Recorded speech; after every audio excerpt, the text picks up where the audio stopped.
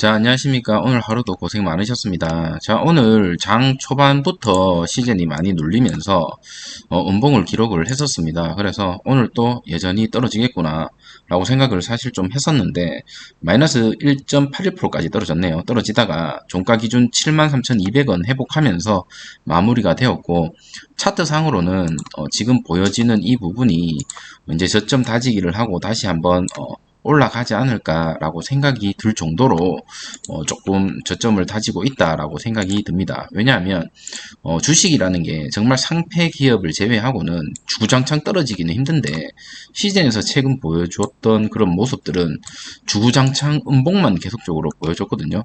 최근에도 2주 연속으로 계속 음봉만 보여줬는데 어제랑 오늘 양봉으로 전환이 됐고요.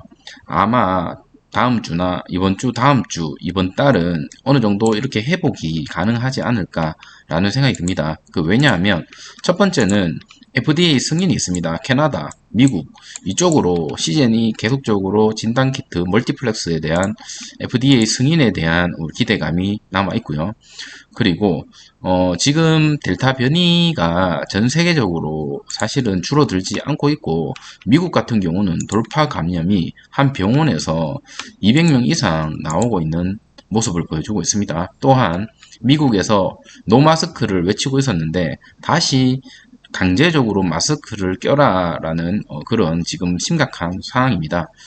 그렇기 때문에 이 진단키트, 특히나 어제 제가 뉴스에 소개시켜 드렸지만 오늘도 말씀을 잠깐 드리겠지만은, 앞으로는 기존의 코로나 진단키트를 사용하는 것보다는 감기, 독감과 코로나를 동시에 진단할 수 있는 멀티플렉스를 제품을 사용하라라는 공고가 이루어졌습니다. 내년부터는 아무래도 기존 제품들보다 이 두 가지 성능을 가지고 있는, 특히나 성능이 뛰어난 제품을 가지고 있는 진단키트의 업체들이 실적을 좀 빨아먹지 않을까라는 생각이 들고, 그 중에 시젠이 독보적으로 좋은 제품과 좋은 성능을 기록하고 있다라는 생각이 듭니다.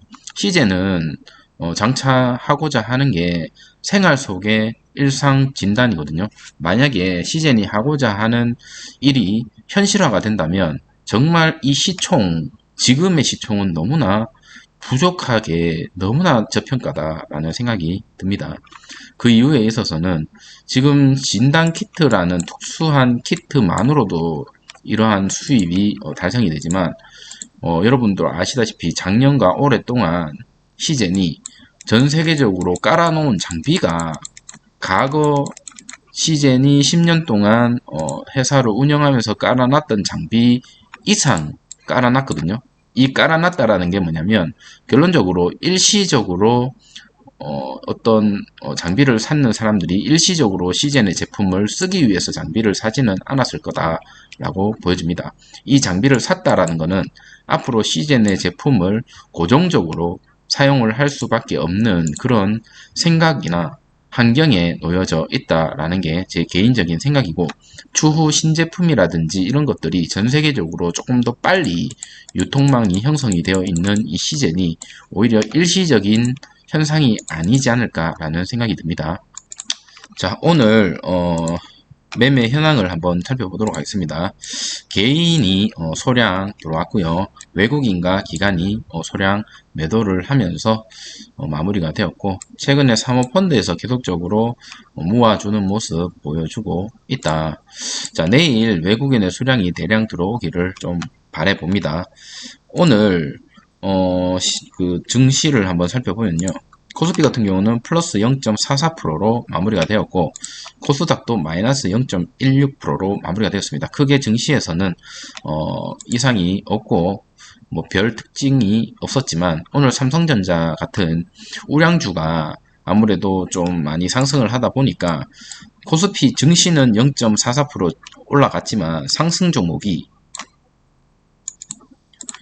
보시는 것과 같이 상승 종목 대비 하락 종목이 많이 떨어졌고, 장 전체가 그렇게 좋지 않은 모습을 보여줬다라는 게 제 개인적인 생각입니다. 자, 오늘 또 특징 뉴스 한번 살펴보고 영상을 마치도록 하겠습니다.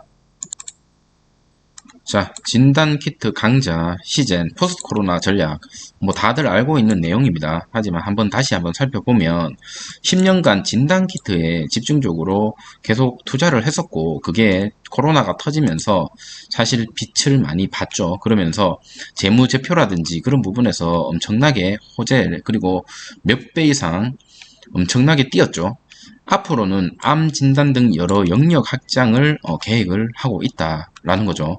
자, 10년간 진단키트에 올인을 했고 매출이 1조를 돌파를 했습니다. 당연히 올해도 1조 이상은 나올 것으로 추정이 되고요. 2018년, 2019년, 2020년 동안 매출액이 계속적으로 늘어났지만 2020년에는 코로나로 인해서 거의 10배 이상 뛰었죠. 영업이익 마찬가지로 엄청나게 성장을 했고 당기순이익, 연구개발비 다 뛰었지만 보시는 것과 같이 돈을 원체 많이 벌다 보니 과거 대비 연구개발 투자 비율은 더 낮아졌습니다. 앞으로 잉여금을 가지고 시젠이 해야 할 일들이 너무나 많기 때문에 우리가 이런 회사를 손절할 이유가 없다는 거죠. 시젠은 지난해 매출 1조 원을 돌파했고 사상 최대 실적을 기록했지만 제가 봤을 때는 올해도 이거 작년 매출 이상 올라갈 것으로 예상이 됩니다. 물론 뭐 드라마틱하게 더 뭐 2배, 3배 이상 나오지는 않겠지만 최소 작년보다는 높을 것으로 저는 기대가 되고 업계 일각에서는 시젠의 급성장을 우려하기도 한다. 그래서 이걸 가지고 지금 공매도를 많이 치고 있죠. 이러한 일들 때문에. 하지만 지금 주식을 시젠을 사고 끝까지 버티고 계시는 분들은 지금 이거와 다른 생각을 가지고 있다. 코로나19 사태 종식 후에는 진단키트 수요가 줄어들 것이라는 이유다. 뭐 사실적으로 그렇습니다. 지금 진단키트가 80%에 달합니다. 이게 문제면 문제죠. 하지만 제가 저번에도 말씀드렸죠. 지금 진단키트가 돈이 되는데 굳이 이거 비율을 낮출 필요가 있을까요?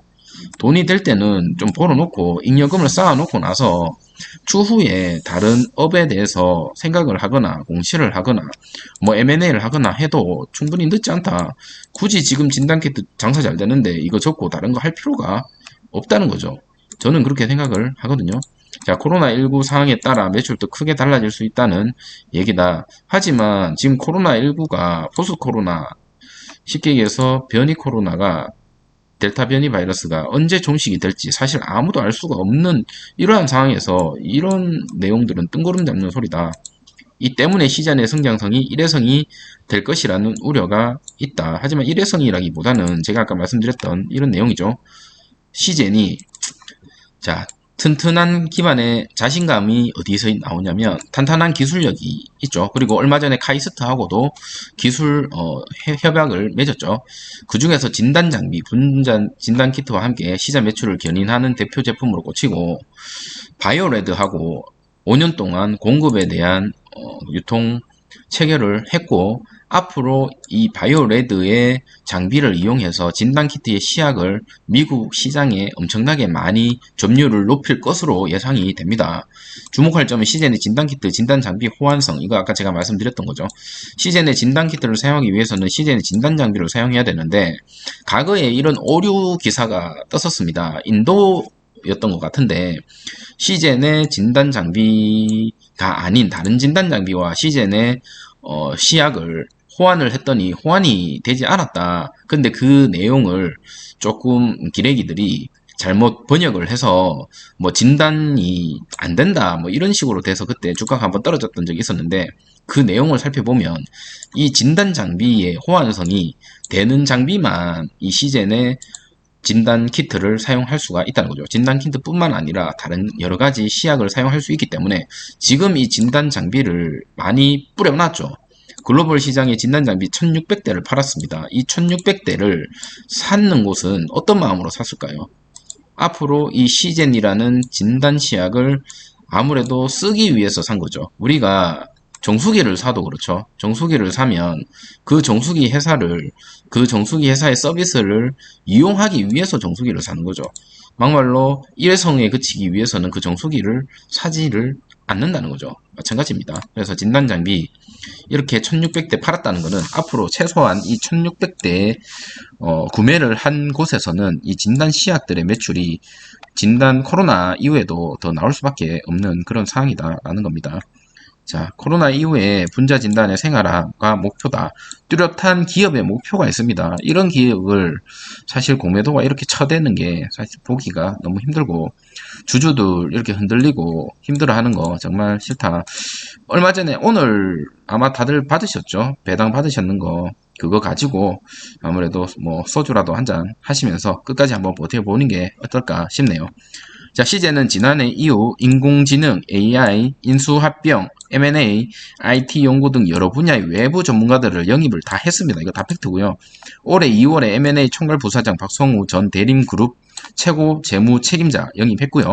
사업 다각화 위해 M&A에 투자하는 제약바이오 기업이 늘고 있고 시젠도 그 중에 하나다라는 거. R&D 등 신규 성장 동력을 확보하기 위해서 더욱 적극적으로 투자해야 한다는 분석이 있는데 이게 조금 아쉬운 부분입니다. 시젠이 앞으로 어떤 거를 하겠다라는 공시가 지금 아무것도 없는 상황이고 자사주 매입이라든지 그리고 실적에 대한 어떤 예상이 전혀 지금 되고 있지 않은 상황에서 공매도를 계속적으로 쳐대니 사람들이 불안한 마음이 듭니다. 어떤 생각이 드냐면 매출이 떨어졌나?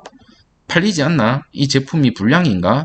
우리가 생각했던 이 시젠이 전 세계적으로 인기가 없는 건가? 이렇게 마음이 흔들릴 수밖에 없는 거고 끝났다 이렇게 생각을 할 수밖에 없다. 하지만 제 생각에는 최종 목표는 분자 진단 생활화라는 이 목표 이거를 본인들이 생각했을 때 이 시젠의 주식을 샀는 이 모든 분들 저를 포함해서 모든 분들이 시젠이 이거를 할 수 있을 것 같다라는 생각이 들면 끝까지 가는 겁니다. 끝까지 가면 아무래도 좋은 모습 보여줄 수밖에 없다. 만약에 분자 진단 생활화가 된다면 정말 엄청난 기업이 될 것으로 보여집니다. 시제는 분자 진단 기술은 코로나19 감염병은 물론이거니와 결핵, 자궁경부암, 다양한 영역 등으로 확대할 수가 있고 나아가서 식품검사, 동식물검사, 여러가지 질환, 그 분야 외 분자 진단 영역을 확장하는 계획이 있다는 겁니다.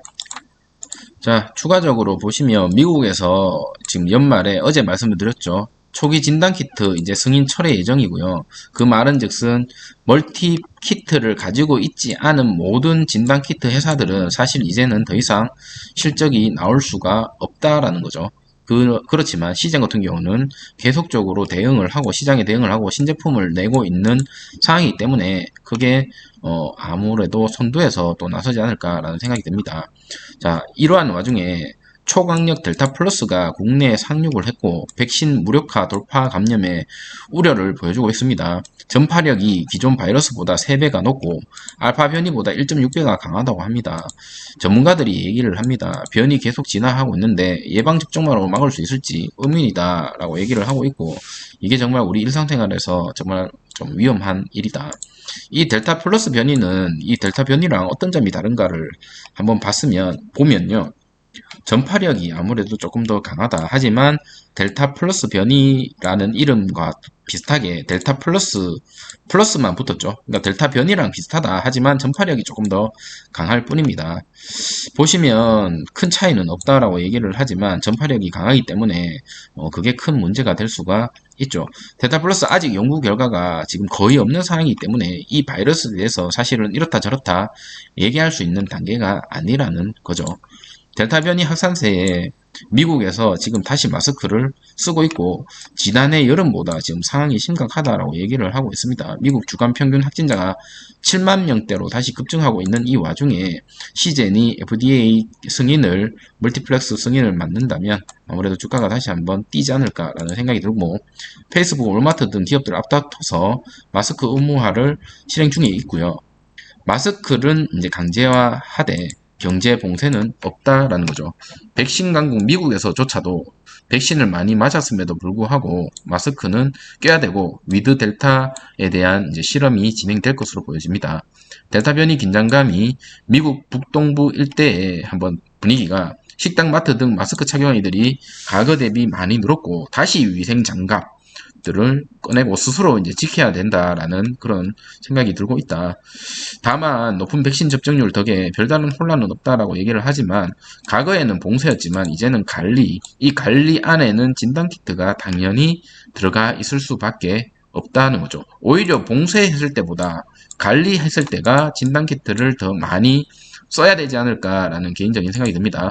자, 델타 변이의 선진국들 부스터샷 도입 시작하게 되었고 이스라엘을 시작으로 지금 백신을 많이 맞았던 많은 나라들이 다시 한번 또 다른 부스터샷을 도입을 시작하게 되었습니다. 한국, 일본에서도 검토 중이긴 한데 한국이나 일본에서는 아직 백신에 대한 점유율이 그렇게 높지는 않아서 부스터샷을 아직 얘기하기에는, 거론하기에는 좀 이르다라는 게 개인적인 생각이고, 델타 변이에 지금 미국 병원에 보시면 백신을 맞았음에도 불구하고 200명 넘게 돌파 감염이 이루어지고 있습니다.